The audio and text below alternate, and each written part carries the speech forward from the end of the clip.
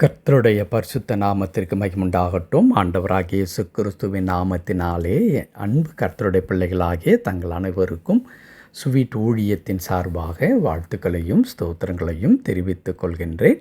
அப்போஸ்தலனாகிய பவுல் கொலேசேயருக்கு எழுதின நிருபம் 1 அதிகாரம் 17வது வசனம். கொலேசேயர் 1 அதிகாரம் வசனம் 17. அவர் எல்லாவற்றிற்கும் முந்தினவர், எல்லாம் அவருக்குள் நிலை நிற்கிறது. அவர் எல்லாவற்றிற்கும் முந்தினவர், எல்லாம் அவருக்குள் நிலை நிற்கிறது. என் அன்பு கடவுளுடைய பிள்ளைகளே, பவுல் கொலேசி திருச்சபைக்கு எழுதும் பொழுது, நீங்களும் நானும் ஆராதிக்கின்ற கடவுள் எல்லாவற்றுக்கும் முந்தினவர் என்ற வார்த்தையை சொல்லும் பொழுது, அவரை தாண்டி வேறு ஒன்றும் இல்லவே இல்லை. அவரை தவிர்த்து எதுவும் நடைபெற சாத்தியமே இல்லை என்கின்ற சத்தியத்தை ஆணித்தரமாக அங்கே சொல்லித் தருகிறார். அன்பு கடவுளுடைய பிள்ளைகளை, நீங்களும் நானும் மனதிலே நிறுத்தி கொள்ள வேண்டிய ஒரு அற்புதமான ஒரு பாடமும் அதுதான். நம்முடைய ஆண்டவர் எல்லாவற்றுக்கும் முந்தினவராக இருக்கின்றார். யோவான் நற்செய்தி நூல் 1 அதிகாரத்தில் அதை குறித்து நாம் வாசிக்கும் பொழுது, உண்டானவைகள் அனைத்தும் அவரால், அவர் மூலமாய், அவருக்காக உண்டாயிற்று என்று எழுதியிருக்கிறது. ஆம், இயேசு கிறிஸ்து மரியாளுக்கு பிறந்த பிறகுதான் இரட்சகராக அவர் இருக்கின்றார் என்பது அல்ல, சிருஷ்டிப்பிற்கு முன்பதாகவே அவர் இருக்கின்றார் என்பது நமக்கு நன்றாக தெரியும். எல்லாவற்றுக்கும் முந்தின சகலத்தையும் உடைய ஆண்டவர், சகலமும் அறிந்திருக்கின்ற ஆண்டவர் நமக்கு இருக்கின்றார். ஏதோ நேற்று இன்று தோன்றிய ஒரு தெய்வத்தை அல்ல. இன்றைக்கு அநேக மனிதர்களை கடவுள் என்று சொல்லி இன்றைக்கு வழிபட்டு கொண்டிருக்கிறார்கள் அல்லவா? ஏன் கிறிஸ்தவத்தில் கூட ஆல்மோஸ்ட் இன்றைக்கு ஹீரோ வொர்ஷிப் வந்து விட்டதே. அன்னாரிடத்தில் போய் ஜெபிக்க, நேற்றைக்கு கூட ஒருத்தர் என்னிடத்தில் கேட்டார், இந்த இடத்துல போய் ஜெபித்தால் அங்கே அற்புதம் நடக்கிறது என்று சொன்னார்கள், நீங்கள் எங்களை அழைத்து செல்லுங்கள் அங்கே என்று கேட்டார்கள். நான் சொன்னேன், ஆண்டவர் உன் கூட இருக்கும் பொழுது நீங்களே அந்த இடத்திற்கு போக வேண்டும் என்று சொல்லி, வேதம் அப்படி நமக்கு சொல்லித்தரவில்லையே என்று சொல்லி.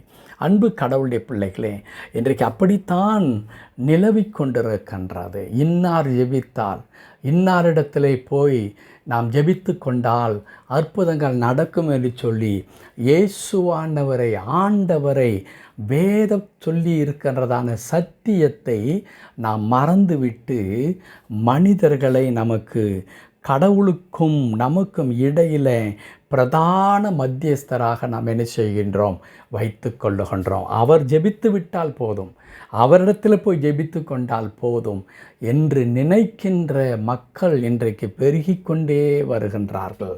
ஆனால் வேதம் சொல்லுகிறது, அவர் எல்லாவற்றுக்கும் முந்தினவர்.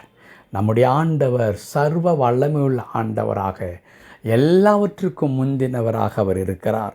அது மாத்திரமல்ல, அடுத்த வார்த்தை மிக முக்கியமான ஒரு வார்த்தை, எல்லாம் அவருக்குள் நிலை நிற்கிறது. கர்த்தருடைய பரிசுத்த நாமத்திற்கு மகிமையுண்டாகட்டும். எல்லாம் அவருக்குள் நிலை நிற்கிறது.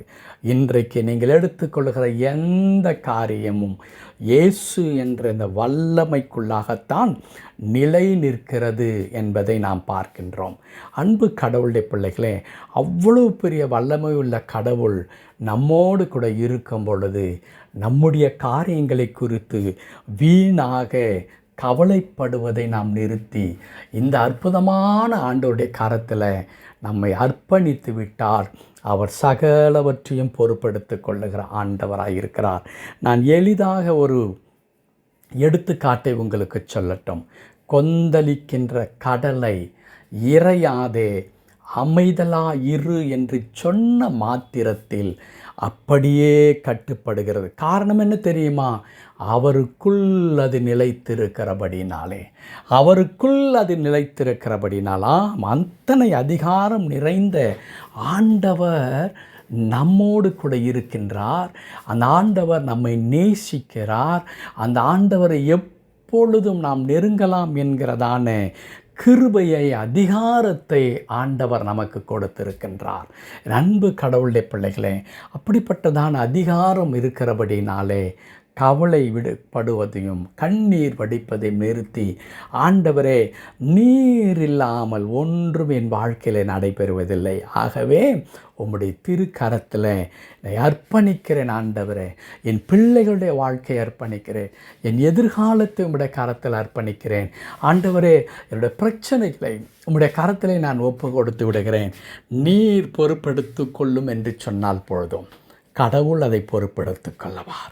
பல நேரங்களிலே நாம் தான் எதையாகிலும் செய்ய வேண்டும் என்று ஆதங்கப்படும் பொழுது அது நமக்கு கவலையாகவும் பயமாகவும் மாறுகிறது. இல்லை, என் ஆண்டவர் அனுமதிக்காமல் என் வாழ்க்கையில் ஒன்றும் நடப்பதில்லை. என் ஆண்டவர் எல்லாவற்றையும் நன்மையாக முடித்து தருவார். அது என் பிள்ளைகளுடைய எதிர்காலமாக இருந்தாலும், அது என் ஆரோக்கியமாக இருந்தாலும், அது என் தொழிலாக இருந்தாலும், என் வியாபாரமாக இருந்தாலும், நான் எதிர்கொண்டிருக்கிற பிரச்சனைகளாக இருந்தாலும், அது என்னை நோக்கி வருகின்ற எந்த சவாலாக இருந்தாலும், அவர் தன்னுடைய அதிகாரத்தில் அனைத்தையும் வைத்திருக்கின்றார். சகலமும் அவருடைய கட்டுப்பாட்டுக்குள் இருக்கிறார்.